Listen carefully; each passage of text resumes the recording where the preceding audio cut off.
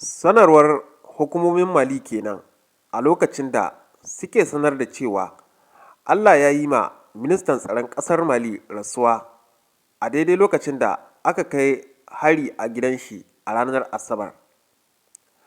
A gefe ɗaya kuma, ƙasashen IAS sun mayar da martani akan harin na ƙasar Mali. Abinda yanzu shirin namu zai tattaunawa kenan, da fatan za ku gyara zama domin kasancewa da mu a cikin shirin. Muna ɗauki da ƙarin bayani ɗaya bayan ɗaya.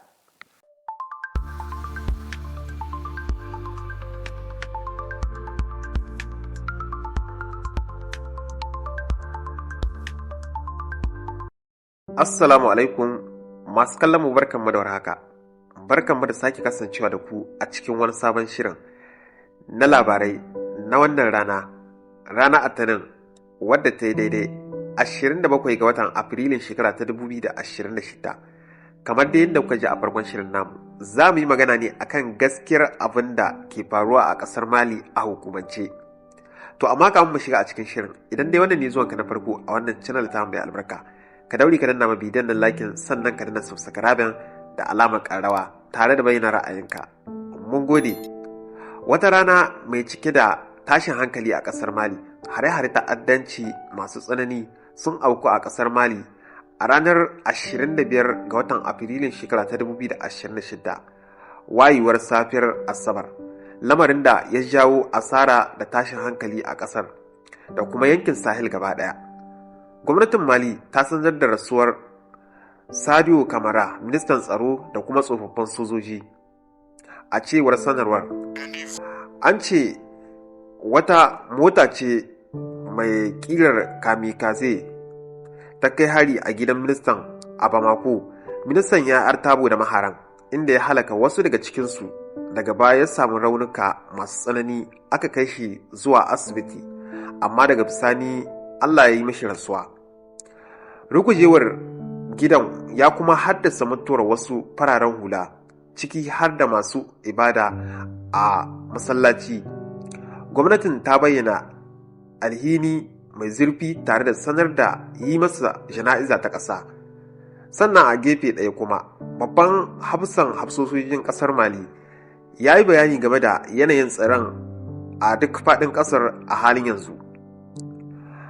Ko ina lamarin ya lafa, kuma sojojin fama na ƙasar Mali suna cikin shirin ko ta kwana. Ya bayyana cewa fama tana ci gaba da kasancewa a yankin Kidal, tare da sake fasali da kuma ƙarfafa tsaro a wannan yanki. Idan dai ba manta ba, Kidal ita ce wadda 'yan tawayin azaba da suka yi ikirarin cewa sun amshe ta. Sai dai wannan kumanda na sojoji ya bayyana cewa yanzu haka Kidal tana ƙarƙashin gwamnatin. A gefe ɗaya kuma, ƙungiyar ƙasashen Sahel AES ta yi Allah wadai da wannan hari, ta bayyana cewa hare-haren an shirya su ne tsawon lokaci.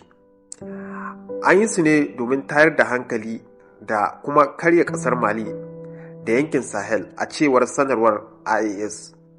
Amma dakarun Mali sun nuna jarumta tare da daƙile maharan.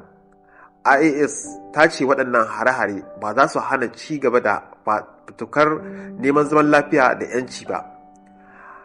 IAS sun miƙa ta'aziyya ga iyalan waɗanda suka rasu, sun kuma nuna goyon baya ga jama'ar Mali. Yabo ga sojojin fama saboda jarumta, a cewar sanarwar IAS.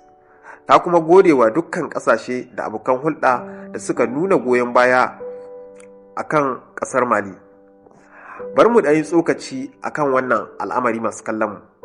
Abin da ya faru a ƙasar Mali, duk wani mai kishin Afirka ko kuma ƙasashen ƙungiyar IAS ya ji zafi sosai matuƙa, amma kuma dama mun san duk wanda ya ce zai nemi 'yanci hakan sai ta faru da shi.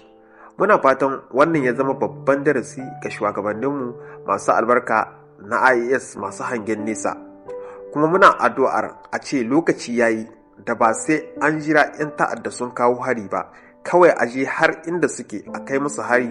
Wannan shine kawai mafita. Muna fatan Allah ya ci gaba da ba kasashen mu zaman lafiya tare da ci gaba mai dorewa.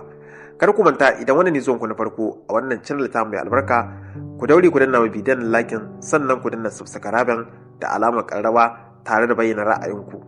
Mun gode sai kuma wani lokaci idan Allah ya kai mu.